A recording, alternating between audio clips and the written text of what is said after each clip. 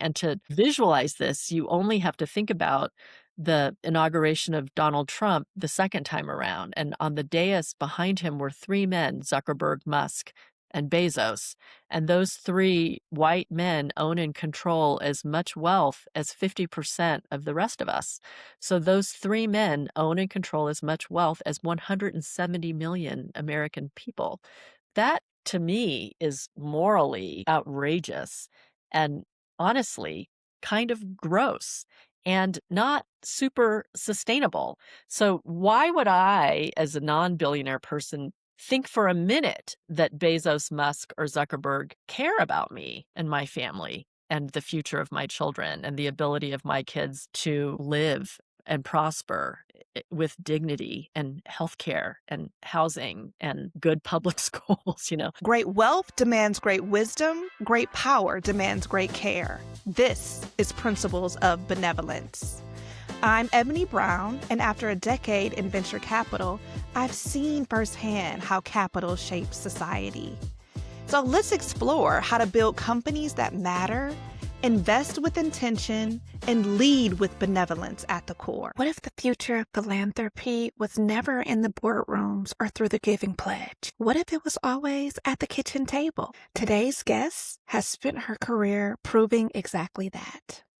Hali Lee is the founder of the Asian Women's Giving Circle, which she started 20 years ago with 10 girlfriends that has now deployed over $1 million to arts and activism organizations in New York City. She co-founded the Donors of Color Network, the first national network of high net worth donors of color, and Philanthropy Together, the national organization dedicated to growing the collective giving movement worldwide. Her consulting practice, Radiant Strategies, counts Fidelity Charitable, the Gates Foundation, and the W.K. Kellogg Foundation among its clients. In 2021, Forbes named her to their 50 over 50 impact list. And in 2025, she was named to the inaugural Time 100 Philanthropy, recognized for how she is reshaping the way that we give. Her first book, The Big We, was published in 2025, and it's a love letter to collective giving. It's also a clear-eyed argument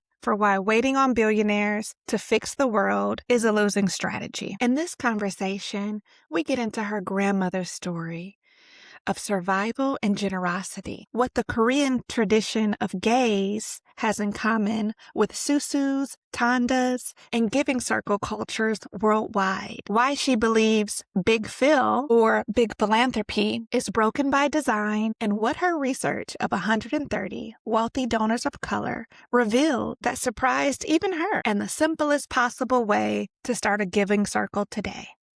Let's welcome in Hali Lee. Hi, Ebony. It's so nice to be here.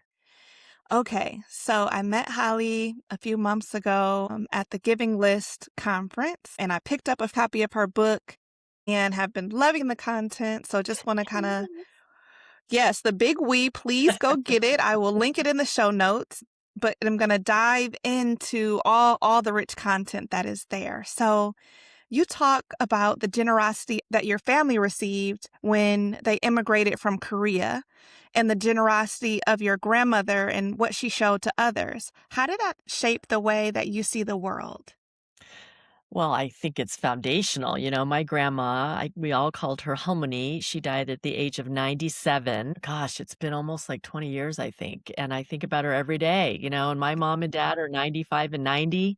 I'm Wow. sitting in Albuquerque, New Mexico right now, even though I live in Brooklyn, theoretically, but I spend as much time as I can with my mom and dad who are in New Mexico.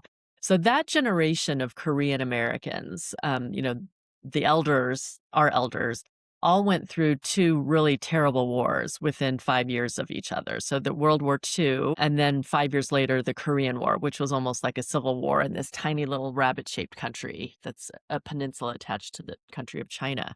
And my grandmother and her generation and my mom and dad and uncles and their generation really suffered at the hands of the Japanese Imperial Army at that time that wanted to erase Korean culture. Every Korean person had to take a Japanese surname or die.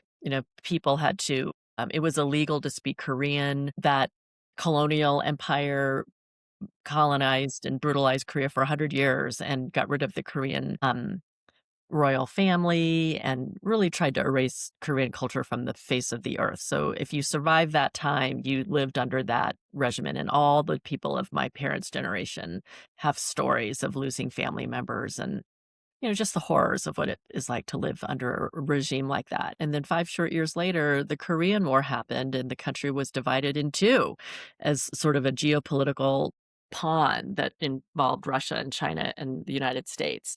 And soon after that, my grandma, who became a single mother because her husband, my grandfather, Han Chi-jin, who was nearly killed by the Japanese Imperial Army for his sin of being a scholar of Korean culture and philosophy and a freedom fighter. I never met him, so he was almost killed by the Japanese, and then he was taken away by what became the North Korean army, marched to the north, and never heard from again, leaving my grandmother, a single mom of 6 children, with my mom being the eldest girl of that 6. So in this war-torn country where everyone became a refugee to the tiny little tip of the point, it's like if the whole state of Florida ended up living in Miami, like the whole country just got pushed Mhm. down as the war ebbed and flowed. And so my family too was refugees in the southernmost point of Korea. But one by one, my grandmother managed to get her kids, starting with the eldest, to America for school. And they came here thanks to churches, church scholarship programs, the Catholic Church, different Methodist denominations, scholarships. It's kind of, it's an immigrant kind of joke that my uncles all became physicists because you didn't have to speak English that well to do sciences in America. So they all studied physics in a way, and one by one, they all came here. And so many Korean families, and honestly, lots of immigrant families in America have stories just like this. Then in turn, my grandma helped other people come to America for education as well. So my whole childhood, I remember meeting rando aunties and uncles who aren't blood related, but we know that aunties and uncles don't have to be a blood relation, who were helped in some way. And it might have just been like, she gave me a little money so I could get on a boat to come to America, or she helped me connect with someone who was in America already, or her son connect. It was all the connections to help other people come here. And I write this in my book that one of them included Dr. Han Do-won, who died a couple years ago, and he ended up becoming a scientist at Johnson and Johnson in New Jersey and was part of the team that developed the birth control pill. And he's a Korean, this wonderful, jolly Korean American guy. And I went to Princeton in New Jersey, so he was someone who I did get to see once in a while. We would stop there on the way, moving all my stuff in and out of dorm rooms, for example. So those stories go really deep, and then I also share in my book, and one of the really fun things in my book was learning and about and talking about and then socializing these ideas of all of our different cultures have different ways that we help one another.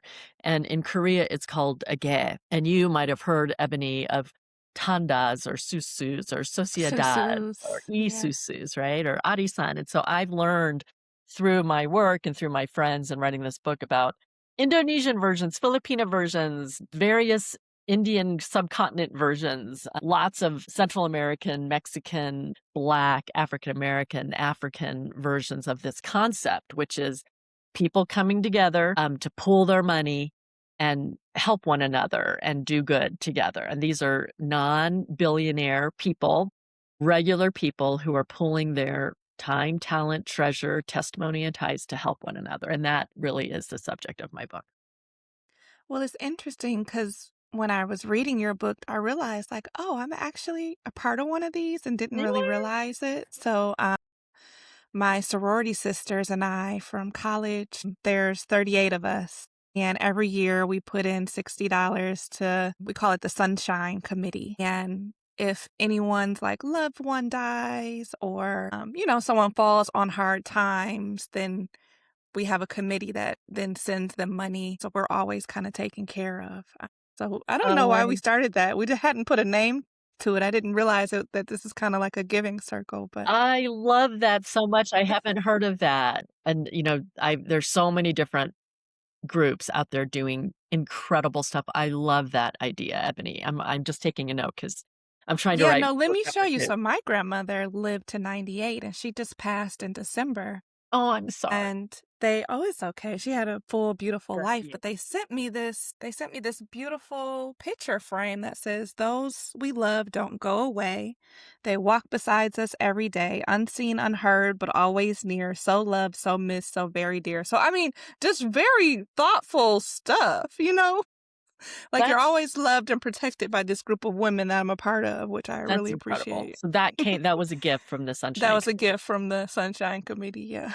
My god, that's beautiful. So let's I talk about your giving circle. You started the Asian Woman Giving Circle nearly 20 years ago with 10 girlfriends. Yep. What was the original purpose of the group and how has it grown since then?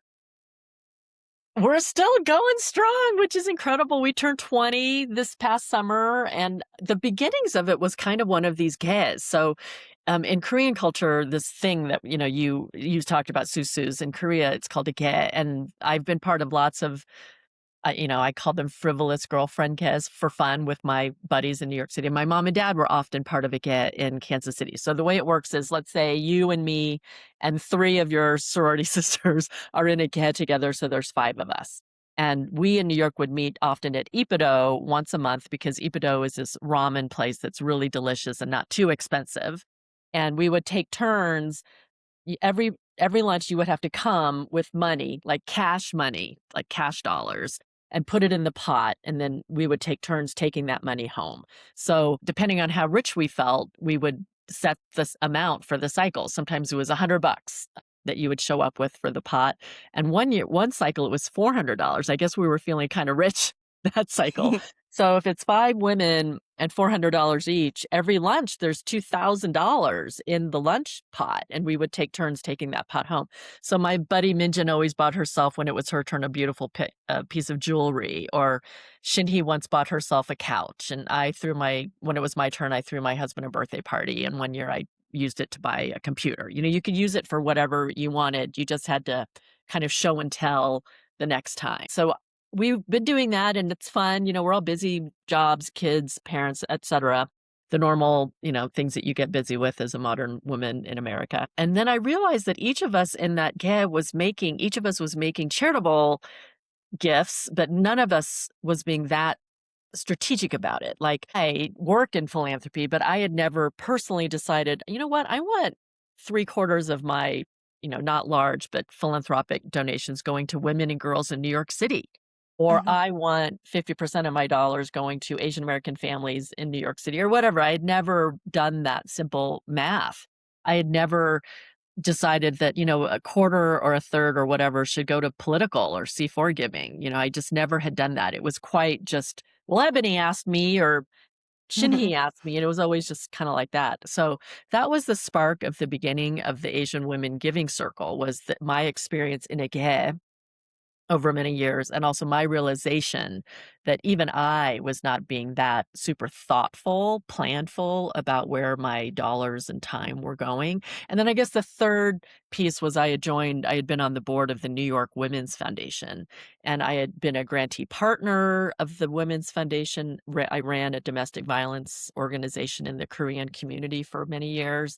And after that, I joined the board of the New York Women's Foundation. They fund every cool, amazing women and girls org in New York City. I love them. It was a foundational experience for me to get to be on that board. It's not always perfect, but they really try to be a cross race, cross class community of New York City women who care about women and girls, are going to do everything we can to support women and girls and families in our city. So I learned a ton. That was the first time I learned about philanthropy with wealthy women and how that works. And I was like, holy shit, can I say that on this pod? Yeah. How, like, these are women who are raising, hundreds of thousands of dollars or tens of thousands of dollars at a meal, and at that time I was the ED of this little scrappy nonprofit in the Korean American community where a big gift was $5,000, and we were only getting a handful of those every year. So my eyes were just like, whoa, I want to learn more about how this works. So that was my first time kind of working with arm in arm with wealthy people who were trying to do good in their community. So those were kind of the ingredients that went into forming the Giving Circle. And so I just it was before, I think we had email, but it wasn't widely used. So I sent emails and letters to about 20 women I knew with this idea. Hey, I think we should are you interested in coming together to do this thing where we pull our money and give it away? And 10 women showed up that first meeting, and we met in Millie Chan's living room. She had been a board member at the Women's Foundation, and she had the biggest living room, and, that matters in New York City. So she graciously let us meet in her living room. And 10 of us decided to start the circle, and we set the bar, our give get, like each of us would try to raise or give $2,500 a year for the common pot. And we made that bar a little bit high because, I come from the background of working at small nonprofits, and every small nonprofit that serves Asian communities in New York City needs board members who are not afraid to raise money with and from their family and friends and peers. So I wanted the Asian Women Giving Circle to have that muscle, have that exercising that muscle be part of our founding DNA, because fundraising, people are scared of it, and they don't need to be because it's not rocket science. But I think, and I write about this in my book, that many of us girls and many of us who were born girls, you tell me if you disagree, Ebony, we were told in ways loud and quiet that it is impolite to talk about sex, money, and politics. We were given that message, I think. It's just so common across so many of Mhm. our families and cultures. And that's not the way that we're gonna make social change that benefits people, Yeah. working people and women and girls by not talking about sex, money, and politics. Because actually those are the 3 most important things to talk about right now, if you think about it. Word. How do you get people comfortable talking about money inside of a giving circle?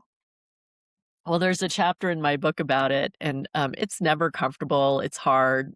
I mean, one of my friends, Seiji, runs a giving circle called the RAD Fund in Brooklyn, and they do this thing called Formula One. So Seiji and his giving circle, they're all, like, in their 30s and 40s, and they came together because they love to go dancing, and they also believe in liberation for all of us. They're an awesome giving circle. So Seiji developed this thing called Formula One, where each member of the giving circle puts into a spreadsheet their annual income and their wealth, like their inheritance, their stock, their portfolio, their savings, all that stuff. And then Formula One spits out an hoped for, anticipated, whatever the word is, contribution for that person for the year. And Whoa, that's intense. it's intense. So I learned about it and I was like, there is no way my Yeah. ladies would do that. My giving circle, I don't think would ever be that comfortable being that open. I mean, I could be wrong, but that's my sense. So I've never even really asked them. But it fits the values of the RAD Fund, Seiji. So, but they've learned, and as Seiji told me, they've been doing this now for 10 years or I don't know, many years. The first year they did it, they kind of did it wrong. Like they had this idea, they loved this idea, full transparency about money because it's a taboo subject. We're going to be different. We're going to talk about it and we're going to know about each other's money, right? But they did it wrong, he told me, because they sent out this Formula One spreadsheet by email and all their members just kind of did it alone in their living rooms, and then they felt kind of shitty about it, like because they learned by email that, "Oh my god, one of our members has this kind of fat trust fund that none of us knew about." Another of our members earns 50,000 a year because she's a school teacher in New York City. Another one of our members earns $500,000 a year because she's an executive, like a rising Mhm. executive at an insurance company or whatever it was. So they learned about this crazy disparateness, even though they all went to good colleges and they all hang out together and socialize and live near each other in Bed-Stuy and literally go dancing together. So what they've learned over time is that they need to do Formula One in person and they Mhm. need to talk about it. It cannot just be this like screen interface. So the way Seiji describes it, we're what did he use? He said the words like, "We're hard on the formula, but we're soft on the implementation." So, like, if Ebony does Formula One and Ebony has just bought her first apartment, your assets have gone up, but your cash has actually gone way down, right? Yeah. Or if Holly is now sending her kid off to college, her assets are kind of high because my husband and I have owned our house for a while, but I'm about to have this huge cash outlay for the next 4 to 7 years, given 3 kids, whatever. So they talk Mhm. about or taking care of elderly parents or childcare or an illness, so they talk about all the other things that come into effect what someone's able to give per year to the giving circle, but at least they talk about it. So that's an example of like radical transparency. The way we did it, because my ladies would not do this, I'm pretty sure. My Right, I'm giving like, I don't wanna scare people away from giving circles too soon. right? Yeah. So the way we did it was we talked about it. We had to talk about it. And so we decided that we wanted the giving bar to be kind of high because we all felt like we could sort of afford it. Like we all work, some of us are partnered, we could sort of afford or nearly afford that amount. And then we made a commitment to each other that if one of us couldn't really afford it, we would help each other fundraise for it. So it's Mhm, always been a give or get. Like you have to do your best to raise or put in that amount to the pot. And like if like one of our members lost her job, so obviously we were kind of soft on her, contribution that year, and others of us tried to step up to give more. And in truth, some of us give way more than that or raise way more than that every year, and some of us don't quite make it. But I feel like to me, the important thing is the vibe that we're all doing our best to meet that bar. And then we always, of course, give it away. So we asked the women in our circle to make this Asian Women Giving Circle one of their top 2 or 3 giving priorities during the time that they're on the steering committee. So, obviously that's different for each of us. And then also to do our best to give at least that minimum. That's how we do it. Lots of giving circles just have every member give $1 a day. So that is $365 a year. Lots of giving mhm. circles do that. And then so then I'll shut up now. But there's a high school circle in Arizona. It's in my book. They decided she was like a junior at the time at a high school in Arizona. She asked her giving circle mates, put in the amount of your favorite drink at Starbucks. So a chai latte in Phoenix, that's the amount that that person would put in.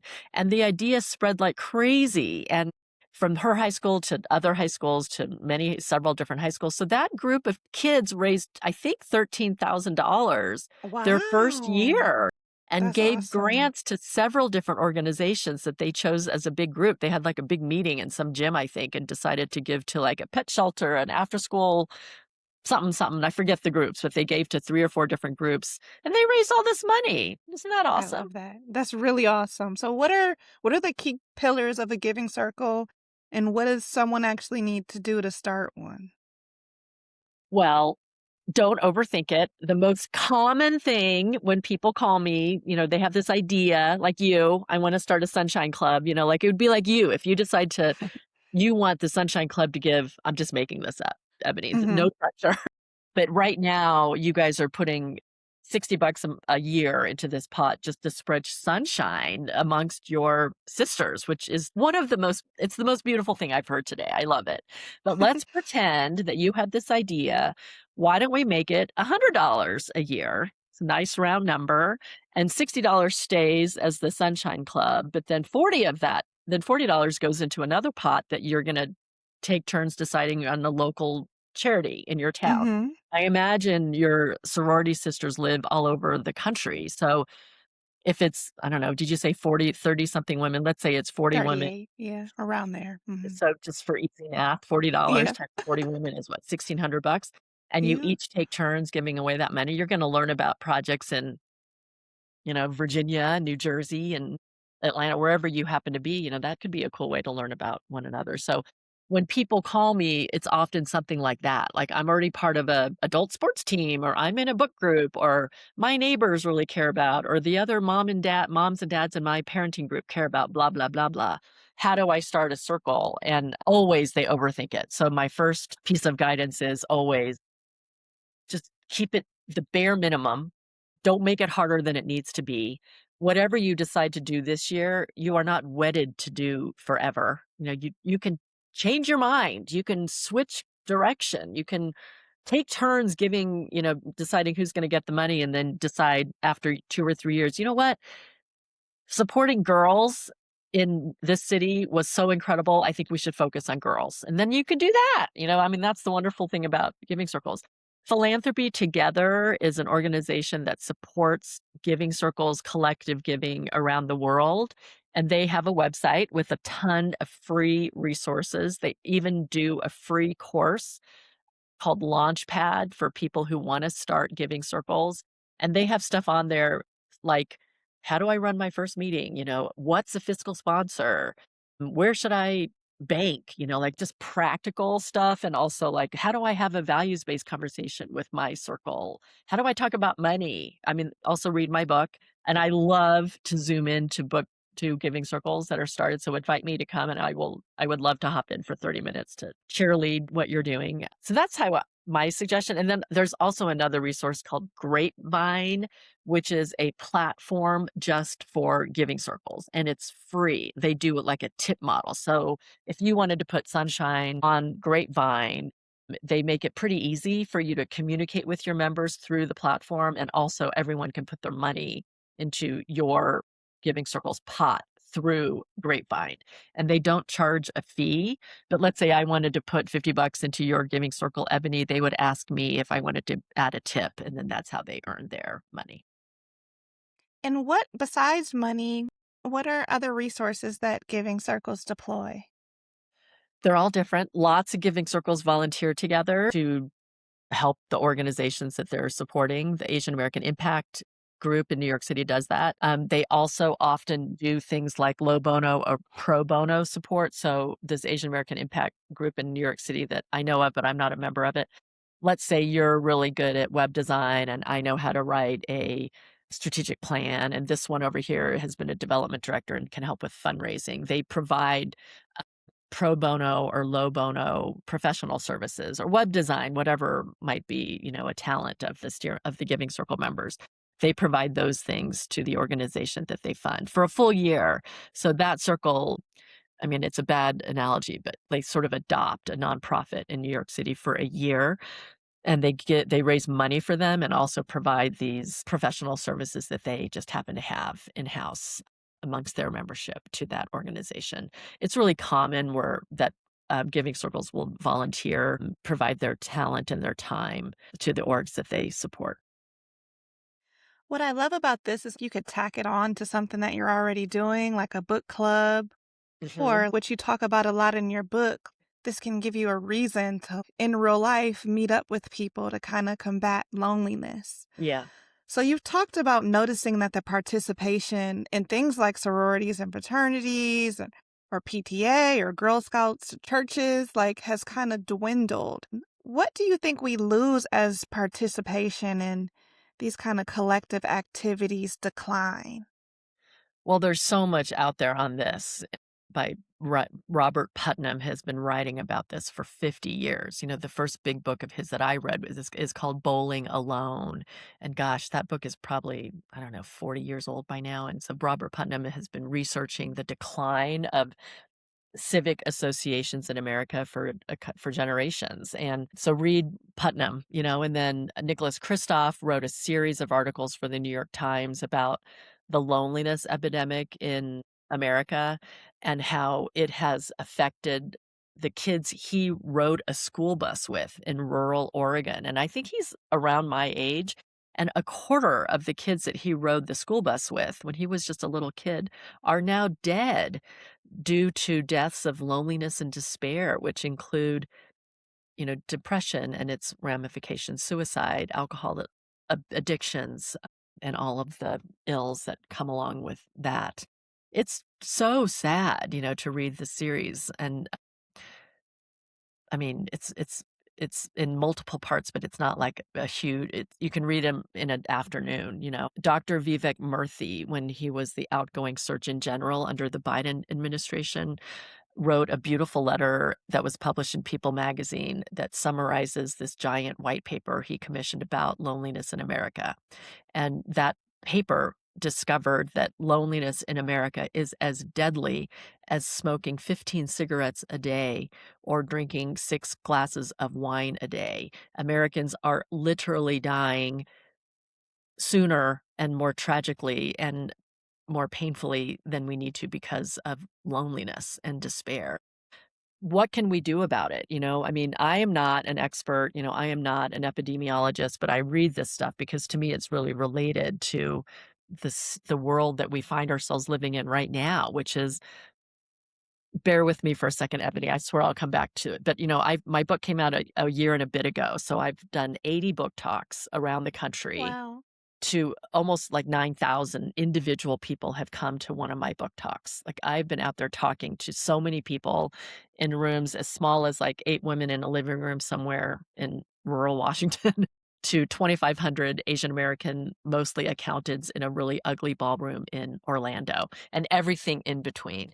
And the thing I'm hearing over and over and over again from these groups, both corporate and moms, for everything in between, is that it's as if people are saying to me, "I don't Holly," they're talking to me because 'cause I'm the author in the room. They're saying, "Holly, I don't like the state of incivility in our country. I hate that sometimes I feel like I can't even talk to my neighbor or my uncle across the Thanksgiving table. I hate that we seem to be so divided. I don't feel like we used to be this way. What can I care, I care. I love this country. I love my town. I love my neighbors. I love my family. What can I do as one human in the face of what seem like these insurmountable problems?"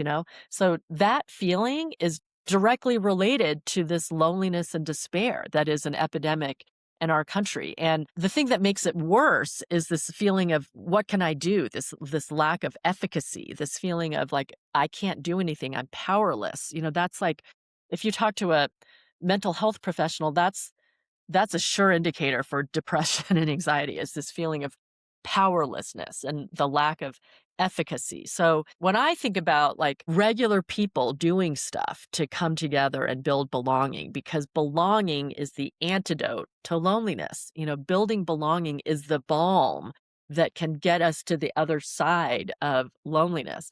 And let's remember the political context that we're in, like dividing and conquering is a strategy. If we can make people alone feel alone and sitting in your basement and not connected to other people, that's a pretty good way of making sure that that person is not going to get engaged civically, is not going to get engaged politically, is not going to vote, might not even work, might not even, it's hard to be a contributing member of your neighborhood or society if you're depressed and anxious and alone at home. So what I try to make the argument is that coming together to do good is a way. It's not the only way, but it's a really good way, and it's a way that doesn't have to cost $1 billion. Coming together to do good is a really good way to build belonging and community, and that is a really good way to chip away at the loneliness and this epidemic of loneliness that's affecting so many of our country people. And you and I can do it, like it's literally inviting 5 neighbors over for dinner. It's literally going to the book group or going to volunteer at a community center that helps elderly people live their lives. It's just like plugging into these old-fashioned ways that we have, but we've neglected, and that's what Robert Putnam and others have been writing about. I'm not saying, go to church. If you're not a person of faith, don't go that route. But if you are, that's a good way to plug in, is to find a place of worship that fits you, that fits you where you're at. A lot of us don't really relate to the ways that our grandparents and parents maybe went to places of worship, partly because those places of worship lost faith in us if we're gay or transgressed in some way. But maybe there's something in there that still holds true. And there are places to go where you can be in a fellowship and sistership with people of faith. If that's the route that fits for you, then do that. Your book introduced a new phrase to me around loose ties and why they're important. I mean, I think we think about our family, like I call my mom every day, okay? But just thinking about like I moved from Brooklyn to Atlanta in 2021, and now I live in a cookie cutter neighborhood. And I don't know most of my neighbors, but I do know my next door neighbor really well. And they have a teenage son, and like if she ever needs to run to the grocery store, she say, "Oh, can Sebastian pop by for a few hours and you watch him?" Or like literally I can get butter from her, and it's just the most amazing So feeling because I nice. didn't never expected to be, have that kind of relationship Yeah. with a neighbor. But can you kind of explain loose ties and why Yeah. they're important? Yeah, and there's lots of research out there. Again, I'm not a sociologist, but I did a lot of reading on this for my book. And loose ties, in some people's opinion, is actually more important than close ties because it's exactly that kind of thing. It's like, for me, it's Ralph who owns the bodega on the corner of my block in Brooklyn. Ralph is always there. So if my kid is just starting to be able to go to the store and they're just that age, maybe like Sebastian, your neighbor, it's really important that there's a Ralph on the block that kind of knows him and can check in on him and pass when my kid is passing by, or Doris, who used to sit on all the stoops, or the postal worker, or the guy that teaches the yoga class. These are all loose ties, and there's lots of stories or papers about this. But Steve Jobs famously built Apple headquarters, which employs like thousands of, like many, many, many people. You can't possibly be a close tie with all the people at that giant company. But he famously built the building, the headquarters, so that people had to walk through kind of a lobby with like a good coffee shop and like an enticing lobby so that he could encourage passing by and the conversations that happen when you're just passing by, the loose ties even within a company. And I think that I'm trying to write a next book, Ebony, that's got at its core the idea of neighbor. And the idea of a neighbor is kind of a loose tie. So I have a friend who moved from New York to Dallas maybe 10 years ago, or a little, maybe around 10 years ago, because her husband's parents lived there and they were getting elderly. And she went from living in a neighborhood, really, New York, we're all on top of each other, where you know everyone in the building. You almost know too much about your neighbors in some ways, to this kind of suburban sprawl where she didn't know anyone.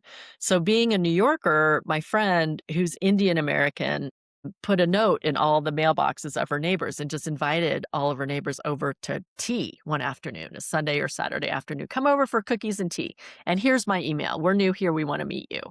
And she said that everyone either came or emailed her that they couldn't come, but they were so happy to get that little note in their mailbox. And it didn't like start a revolution or anything, but she said that simple gesture led to things like, my daughter can babysit for these families because we met at the tea at my house, and we can get each other's mail or feed the plants when one of us goes on vacation. For others, it was just simply like, oh, we're walking our dogs. Hey, like you just have met at least once, so you feel a little more, a tiny bit closer, but we're not going to be like friends. And the others are like, come over for barbecue kind of friends, or they go out to dinner friends. Like there's a whole range of closenesses and ties that were built from that simple gesture of inviting 20 neighbors over for tea and cookies one afternoon. So that to me is like such a great example of a small gesture that can lead to kind of big change in your immediate neighborhood. Jelani Cobb is the dean of the Columbia School of Journalism and also writes for the Times, and is someone I follow on Instagram and is just a smart thinker, leader. And he said something on a podcast recently about neighbors.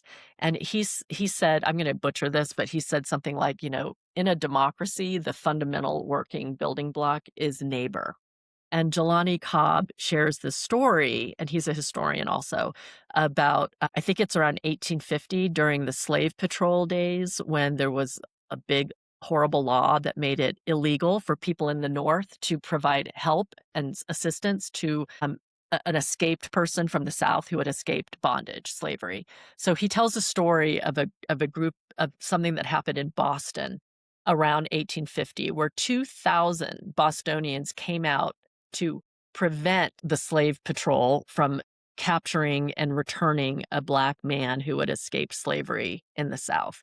These 2,000 neighbors in Boston came out and said, you may not take our neighbor back to the South to God knows what fate through God knows what due process, And sounds kind of like Minneapolis in a Mhm. way, right? So Jelani Cobb is making this connection between being a neighbor and being a citizen. And he makes this point, which I think is so powerful, that if we had the ability to interview those 2,000 Bostonians in 1850, we would probably hear a wide range of political opinions about slavery, the rightness or wrongness of bondage, the rightness or wrongness of owning other humans, and property protection. Like, we would hear a range of opinions about that from those 2,000 people. Similarly, if we interviewed 2,000 people in Minneapolis who were part of preventing and documenting and videotaping ICE agents as they tried to snatch citizens from the streets of Minneapolis, we would hear a range of opinions probably about who's a legal immigrant here, who is an illegal immigrant here, what are the rights that those two categories of people have. Is there an innateness to any of this? Like, we would hear a range of opinions politically Mhm. about that.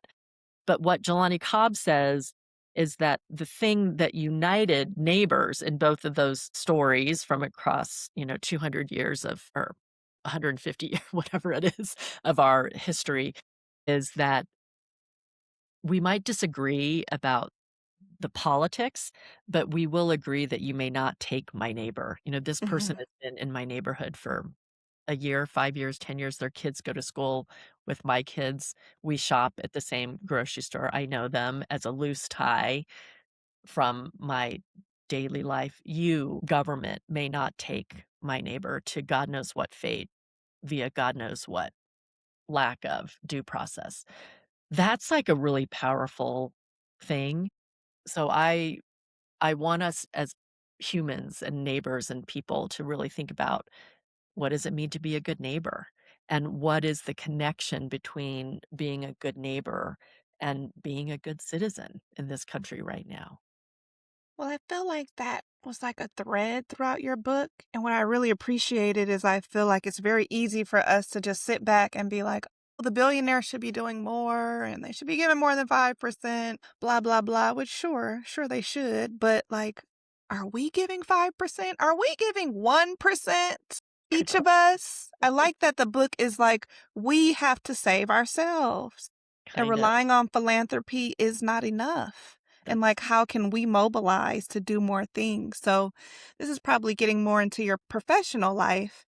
But in the book, you use the term big phil to describe philanthropy.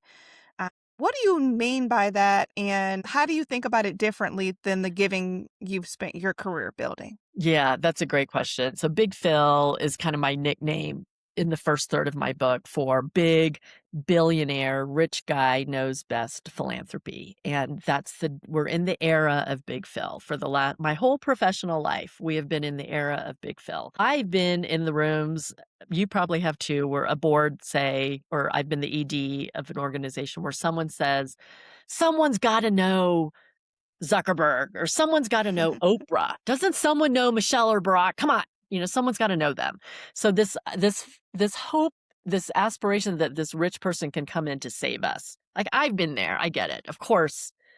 Or someone knows. Doesn't anyone know Melinda or McKinsey? It doesn't always have to be a white guy, but given that wealth is racialized in America, often the big billionaire is a white guy. And sometimes it's a dead white guy. Like in philanthropy, people set up foundations that live in perpetuity, so well beyond the death of the wealth creator, wealth holder, benefactor. So 3, 4, or 5 generations on, that rich white guy is literally controlling the foundation from their grave. That's what happens when you set up something in perpetuity. So Big Phil is kind of my nickname for this kind of philanthropy where rich guy knows best. Anand Giridharadas and Rob Reich wrote separate books about 5 years ago, Just Giving by Rob Reich and Winners Take All by Anand Giridharadas.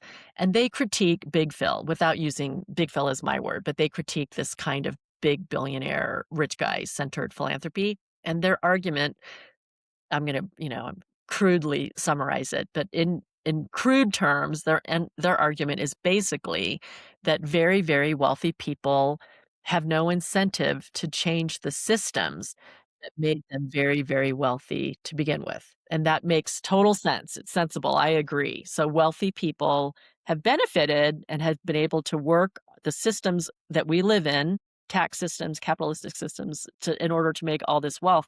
So they're not really that incentivized to change the systems that made them so wealthy.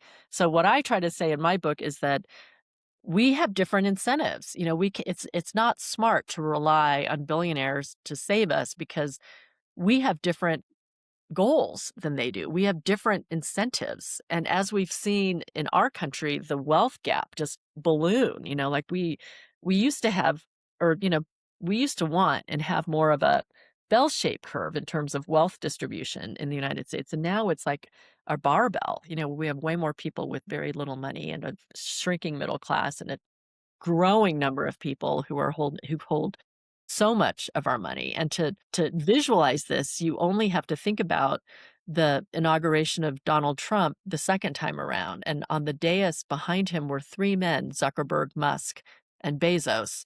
And those three white men own and control as much wealth as 50% of the rest of us. So those three men own and control as much wealth as 170 million American people. That, to me, is morally outrageous and honestly kind of gross and not super sustainable. So why would I, as a non-billionaire person, think for a minute that Bezos, Musk, or Zuckerberg care about me and my family and the future of my children and the ability of my kids to live and prosper with dignity and healthcare and housing and good public schools? I mean, there are exceptions. And, there's a group called Patriotic Millionaires. Abby Disney is an old and good friend of mine. She was the board chair of the New York Women's Foundation when I was a baby board member, and we've remained friends for 20 years. She's one of the leaders, or that might be wrong, but she's a big prominent supporter and member of Patriotic Millionaires who, among other things, are basically just saying, tax us more because the tax code favors unearned wealth. The tax codes kind of penalizes those of us who have paychecks, and earn wages, earn money. And if you inherit money or invest money, you benefit from very complicated tax codes. And she's basically one of the people who are saying tax us more. It's not fair. So the Yeah. first third of my book is kind of a critique of Big Phil, which is big billionaire-centered philanthropy. But the rest of my book is full of stories of the rest of us, the rest of us non-billionaire people who are doing a lot of good by doing it together and pooling our time and our talent and our money in order to do good in our communities. Can you tell us about the Donors of Color Network? Oh, yeah. What is it, and what did you learn about Oh, how my this God. group of donors approaches wealth and giving that surprised you? Donors of Color Network was so much fun to build. So Urvashi Vad, may she rest in peace and power, Ashindi Maxton and I are co-founders of the Donors of Color Network.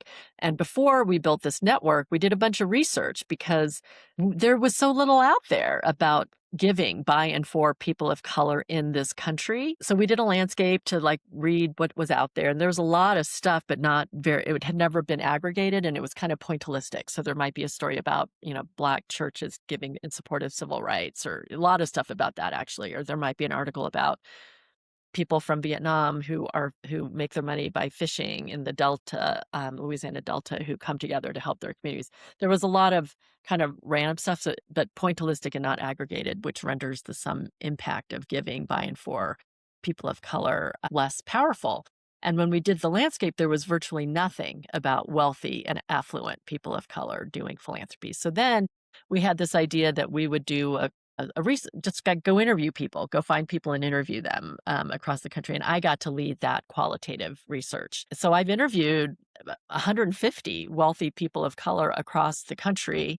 And the findings from the first 130 of those conversations are free and available by PDF downloads, the exec summary and the full report and the interview instrument on Radiant's website and also the Donors of Color website. And there's a ton there, but there's a couple findings that I can share. And, we could talk about this another time, Ebony. But one thing that always sticks with me is that at the end of we tried to do these 90-minute conversations in person at the person's home whenever possible. So they're pretty intimate, and they were amazing conversations. And about 80% of the people we interviewed, so this is not descriptive of all wealthy people of color in America. It's very important to say that. It's just descriptive of the 130 people who are in the report. So 80% of that 130 people were wealth earners and wealth creators themselves. They did not grow up wealthy. They grew up middle class, working class, poor, and in some cases very, very poor. About 10% of our sample listed marriage as a primary source of their wealth, and about 10% of our sample indicated that they were going to inherit money, and that was the primary source of their wealth. One cool thing that we realized about, 20 or 30 conversations in, at the end of each interview, let's say I'm interviewing you, Ebony, at the end of it, I would hand you sort of a fill in the bubble questionnaire that would ask you questions about your net wealth and how much money, I forget exactly, but some demographics and also level of wealth. About 20 or 30 conversations in, we had to revise upwards our level of wealth bubble because the people we were interviewing were so much more rich than we thought they would be, which goes to show that we, as the interviewers and researchers, had our own bias about how wealthy or not our people are. So we had to go north of $30 million in terms of self-reported liquid net assets because the people we were finding just had more wealth than we thought. So over a quarter of the people we interviewed reported liquid net investable assets north of $30 million, which means if you remove the value of their home, their primary home, that's usually what's referred to as liquid investable assets north of 30. So that was cool. That is pretty cool. Yeah. Cool finding for us. Oh man, I feel like I have so many more questions for you, but we are at time. So I just want to thank you just for your example and for helping us learn more about what giving circles are. I mean, she has dropped so many gems in research, her own book that I will link all in the show notes. Yeah, so everybody look into starting a giving circle. Well, this has been really fun, Ebony, and let's keep talking and happy to talk about any of this stuff another time. Have a good one. Thanks for listening to Principles of Benevolence. If you like the show, please subscribe, rate, and review on Apple or your favorite platform to listen to podcasts. And as an act of benevolence, share with an ambitious friend who wants to build a life with purpose in mind. You can find me at Principles of Benevolence on IG, LinkedIn, and YouTube, and principlesofbenevolence.com. Until next time.